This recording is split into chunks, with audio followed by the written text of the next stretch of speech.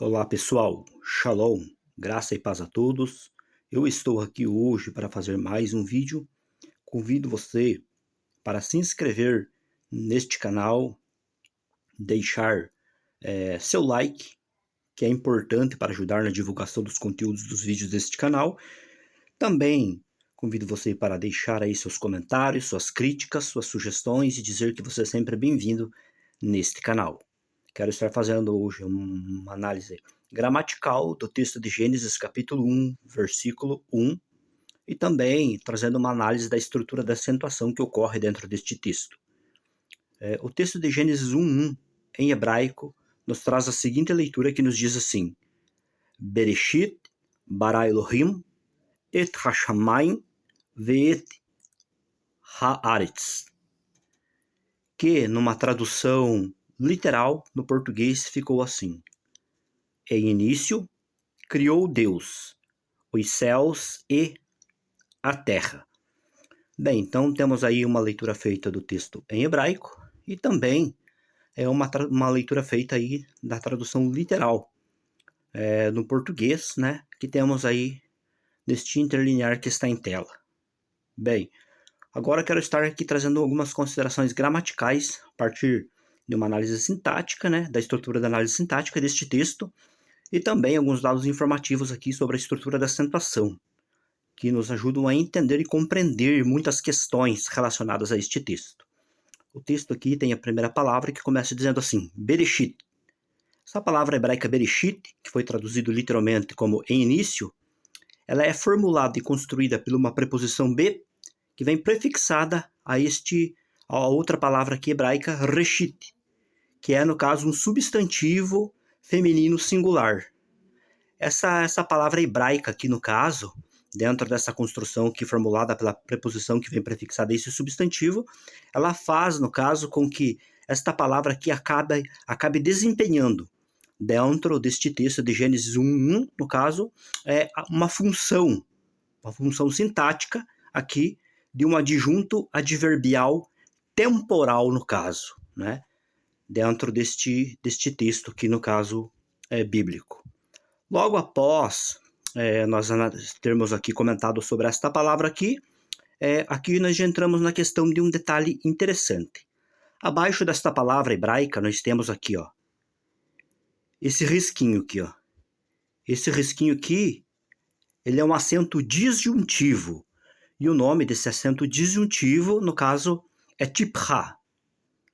Talvez você já tenha ouvido outras pessoas dizerem que o nome desse acento aqui é tarha e não tipra. E isso muitas vezes pode trazer uma confusão na cabeça das pessoas.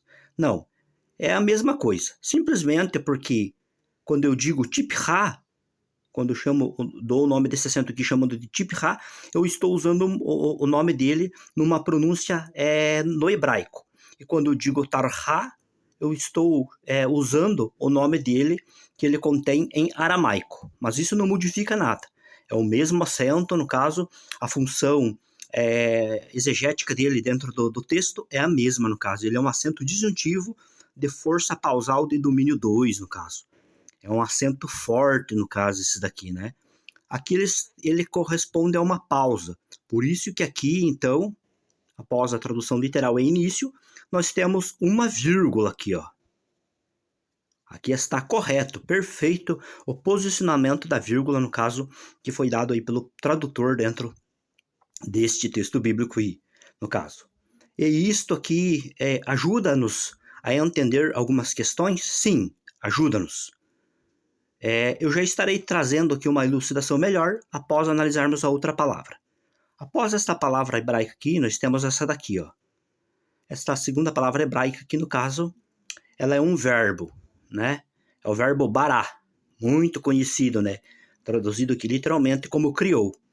Este verbo aqui, bará, no caso, ele se encontra aqui conjugado no tronco cal, na terceira pessoa do masculino singular, na temporalidade do aspecto verbal, catalo, no caso, né? Indicando aqui, nesta ocasião, uma ação concluída, no caso. Então, nós temos aqui o verbo.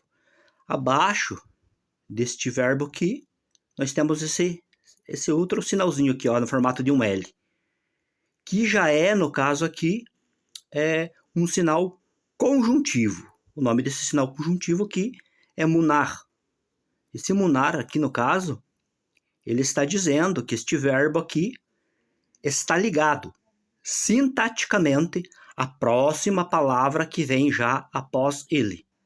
Que no caso, nesta ocasião aqui, esta outra palavra hebraica aqui, que é, no caso, um substantivo, né? Temos aqui um substantivo masculino plural, que é, no caso, Elohim.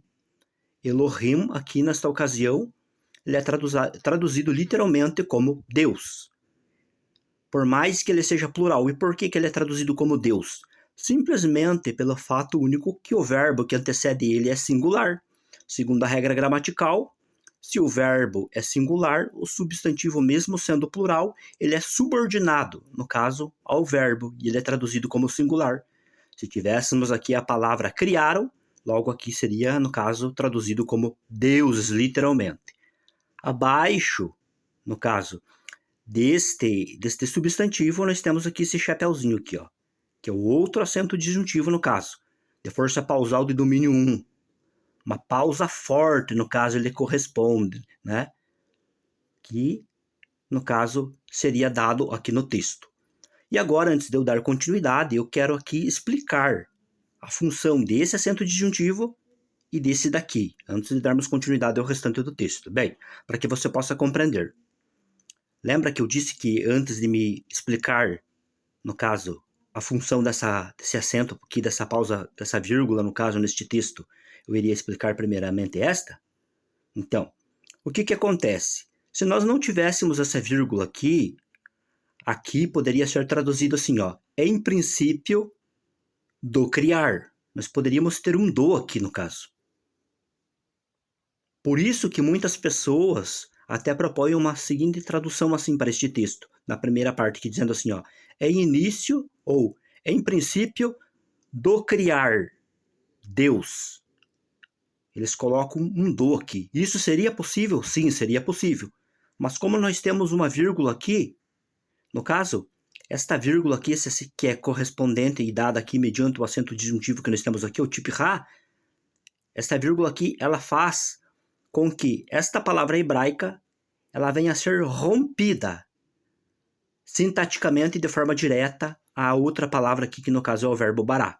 Ela rompe esta unidade sintática que as duas teriam aqui de forma direta dentro da estrutura deste texto, devido a esta pausa. Por isso que a tradução como em princípio do criar ou no princípio do criar não é possível, por causa da pausa que nós temos aqui, ó, mediante esse acento disjuntivo. Então a tradução aqui, como está correta. Em início, vírgula, damos uma pausa, criou Deus. Perfeitamente a estrutura aí, no caso, está ocorrendo dentro da tradução também para o português.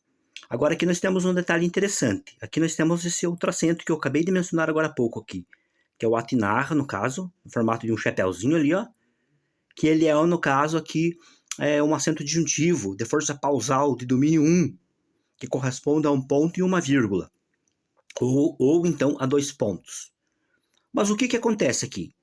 Por que nós não temos após a palavra Deus uma pausa? Por que é que nós não temos? Aqui nós entramos dentro de uma regra muito interessante, ao qual este acento disjuntivo aqui, o atinar, ele está inserido. O que a regra diz?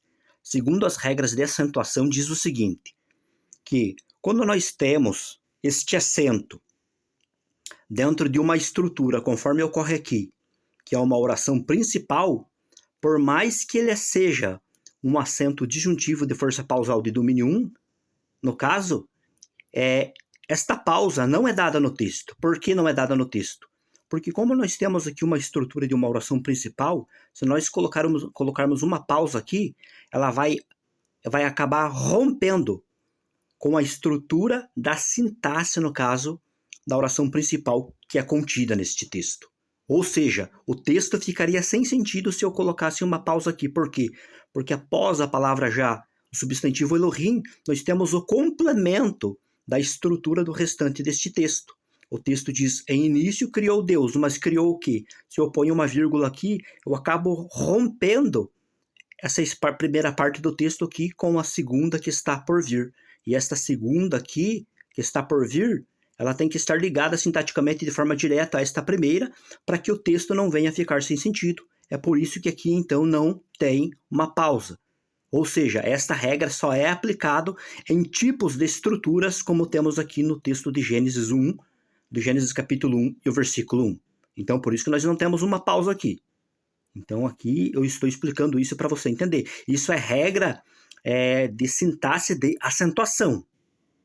Então, por isso que eu estou explicando aqui. Então, vamos dar continuidade. Após a palavra aqui, o substantivo Elohim, nós temos aqui esta partícula, que é a partícula et. Isso aqui é a partícula do objeto direto, indicando aqui, no caso, o complemento do restante da estrutura deste texto, né? Então, aqui nós temos, no caso, a partícula et. Essa partícula et, ela não é traduzida, no caso, para o português. Por isso que ela está sem tradução aqui embaixo. Abaixo do et, que nós temos um risquinho. Esse risquinho aqui, no caso, é o merha, que é um acento conjuntivo, dizendo que esta partícula aqui, ela está ligada, apontando diretamente aqui ao restante da estrutura do objeto direto, no caso, deste texto. Então, ela está apontando aqui para a palavra Hashamayim.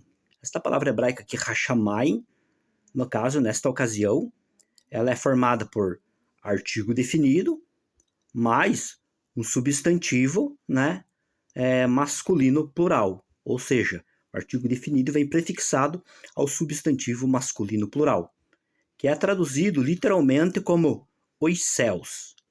Abaixo desse substantivo aqui, no caso, nós temos um acento disjuntivo, que é o acento, no caso, tipra. O acento tipra, que é o mesmo, no caso, que ocorre aqui. Ó. Aqui, se o tradutor quisesse ter colocado uma vírgula, ele poderia ter colocado uma vírgula aqui, porque indicaria aqui, no caso, uma pausa leve. Uma vez que o tipra, esse acento aqui, ele não tem a mesma força pausal desse chapéuzinho aqui, ó. Entende? Então aqui poderia haver. Mas o tradutor achou por bem não colocar, tudo bem. Vamos dar prosseguimento. Então aqui nós temos um acento disjuntivo tipra que corresponde a uma pausa leve, né? Abaixo dessa estrutura hebraica aqui, né? Desse artigo definido aqui, né? Que vem prefixado, no caso, a esse substantivo que, no caso, é masculino plural. Formulando a palavra hebraica ha-shamayim, que é traduzido como os céus. Após a palavra hebraica Hashamai, nós temos novamente aqui uma conjunção que vem prefixada a outra partícula aqui do objeto direto, et, ficando a seguinte leitura, vet. E aqui a única tradução que nós temos dessa construção aqui é essa palavrinha hebraica aqui, ó, e, no caso, né? Abaixo dessa palavra nós temos outro acento aqui, conjuntivo. Temos aqui o merha, novamente, no caso, né? Dizendo que esta outra partícula do objeto direto que está relacionando, que está ligada dentro da sintaxe de forma direta à última construção aqui hebraica, no caso, né? Que é a palavra hebraica aqui, haaretz, que é formada por artigo definido, prefixado, no caso, né? A um substantivo aqui, o último substantivo feminino singular, né? Formando aqui a expressão hebraica, a palavra hebraica haaretz, no caso, né? Que traduzido aqui literalmente como a terra, né?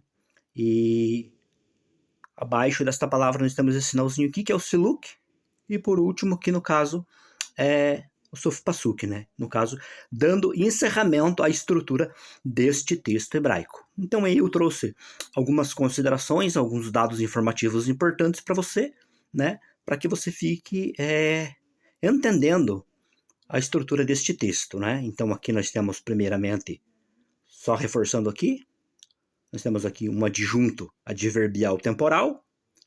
Aqui nós temos o verbo do texto, né? Aqui nós temos o sujeito do texto. E aqui, desde aqui, et hashamayim ve'et haaretz, até aqui, nós temos, no caso, o objeto direto, o complemento da estrutura do texto, no caso, né? Então, dentro dessa estrutura aqui, nós temos aqui aquilo que é chamado de oração independente ou oração principal, de acordo com a estrutura das regras gramaticais da sintaxe do texto de Gênesis 1:1, no caso também corroborado pela forma da acentuação que foi colocado aí pelos maçoretas. Então, pessoal, o que eu queria compartilhar nesta ocasião com vocês aí era isso. Deus abençoe as vossas vidas e até um próximo vídeo.